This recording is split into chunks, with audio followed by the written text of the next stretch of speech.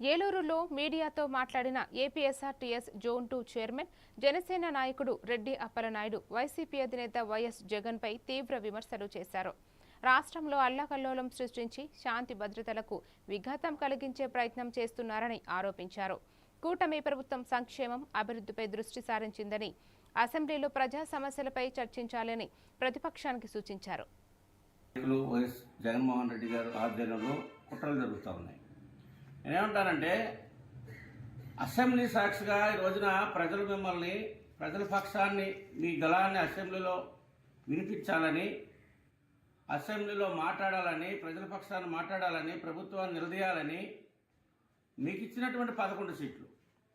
ఆ 11 సీట్లు కూడా ఎమ్మెల్యేలు అసెంబ్లీకి వెళ్ళి జీతభత్యాలు తీసుకుంటకూడదు, ప్రజలకి సంక్షేమం కానీ అభివృద్ధి కానీ అందకూడదు, పోలీసు వ్యవస్థ ఎక్కడికక్కడే స్తబ్దించిపోవాలి, పోలీసు వ్యవస్థ తమ యొక్క డ్యూటీలని, తమ యొక్క వృత్తిని నిర్వహించకుండా వీళ్ళకి కాపలాదారులుగా వీళ్ళ చుట్టూ తిరిగే విధంగా సృష్టించాలి, మడ్రలు సృష్టించాలి, అత్యాచారాలు ప్రేరేపించాలి, ప్రజల్ని రెచ్చగొట్టాలి, ఈ సమాజాన్ని నాశనం చేయాలి, యువతి యువకుల యొక్క జీవితాలను నాశనం చేయాలి అనేటువంటి ఆలోచనతో ఈ రోజున ప్రతిపక్ష పార్టీ జగన్మోహన్ రెడ్డి గారి ప్రతిపక్షం కాని ప్రతిపక్ష పార్టీ జగన్మోహన్ రెడ్డి గారి యొక్క టీం తెలుసుకొని జ్ఞానంతో రాష్ట్రం కావలసినటువంటి విషయాలను సూచించండి, సలహాలు ఇవ్వండి.